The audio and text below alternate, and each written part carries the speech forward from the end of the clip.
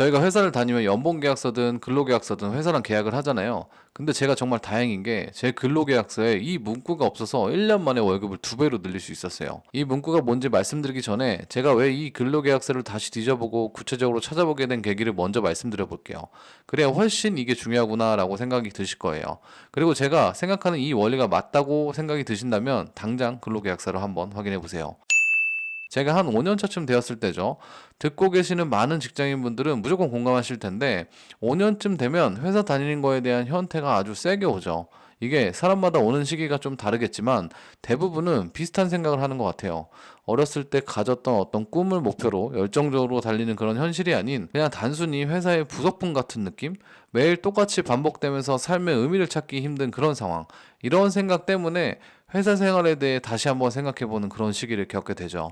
뭐 저만 그런 게 아니라 다 그러실 거예요. 근데 제가 이때 조금 딥하게 내가 회사를 왜 다니는지에 대해 고민을 했던 것 같아요. 저 같은 경우에 회사를 다니는 이유가 돈 때문인지 아니면 회사 일을 통해서 어떤 자아실현이나 성취감을 얻기 위함인지에 대해 생각을 했었어요. 근데 생각해보니까 자아실현이라고 하기에는 회사 일이 그렇게 재밌거나 어떤 열정과 동기가 크지 않았었어요. 어떻게 보면 내가 회사 외적으로 취미 활동을 하거나 놀거나 이럴 때 사용할 돈이 필요하기 때문에 지금 이 회사를 다닌다는 생각이 들었어요. 회사에서 하는 일 자체에서 느끼는 재미보다는 회사 외적으로 어떤 활동을 할 때 얻는 재미가 훨씬 컸던 거죠.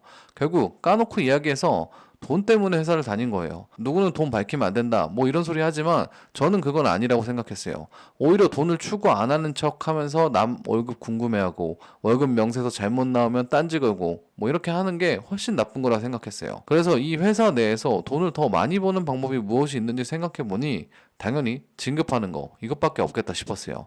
근데 이 진급 체계에는 저희 회사뿐만 아니라 어떤 회사든지 우리가 간과하고 있는 두 가지 문제가 있더라고요. 어떻게 보면 시간 대비 돈을 더 많이 버는 구조가 아닌 효율이 굉장히 떨어지는 시스템인 거예요. 그 첫 번째 문제는 저는 이걸 카우보이 모자 원리라고 이야기하는데 우리가 어떤 회사이든지 진급의 구조를 생각해 보면 피라미드 구조다. 이렇게 이야기를 많이 해요.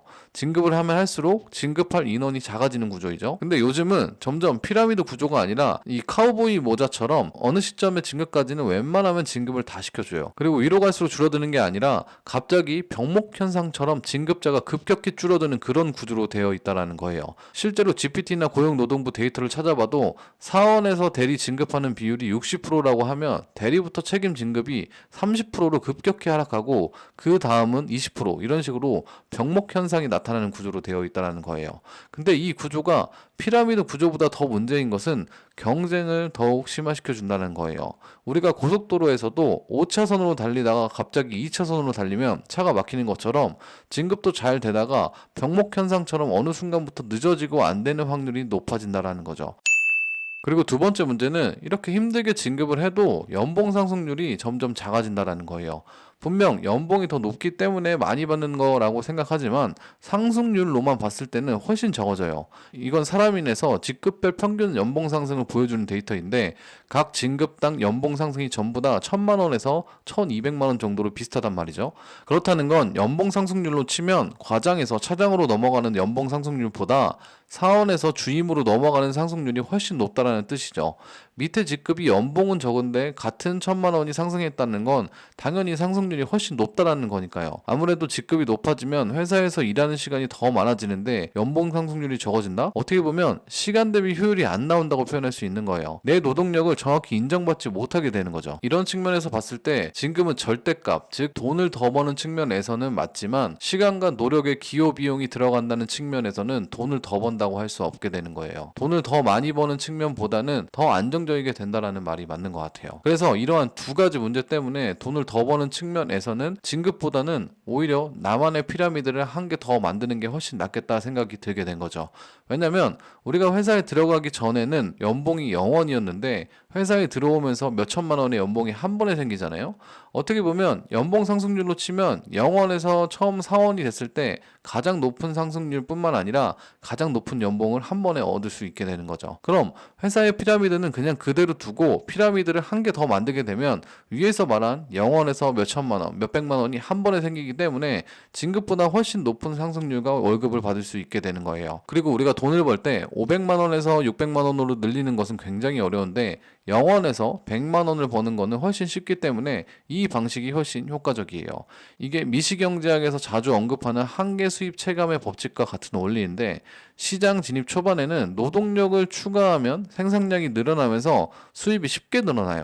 근데 일정 노동력 이상부터는 노동력 대비 수익이 작아지는 현상을 겪거든요. 즉, 이 원리를 반영해서 생각하면은 우리가 어떤 새로운 부업이나 사업을 시작했을 때 초반에 수익을 만들어내는 것은 쉬운데 일정 부근 넘어가면 어렵다는 뜻이에요.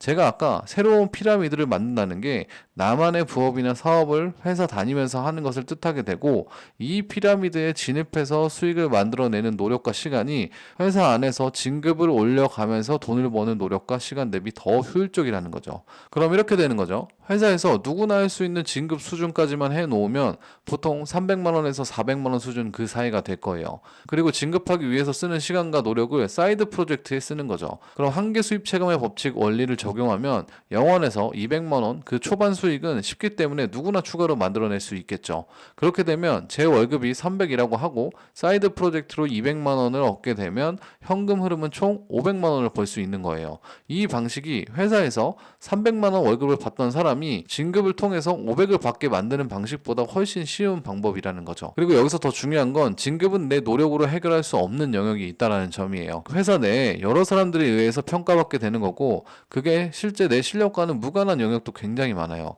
특히나 위로 올라갈수록 인간관계 이런 부분이 더 중요하게 되잖아요. 근데 인간관계는 사실 어떤 정답이 없어요.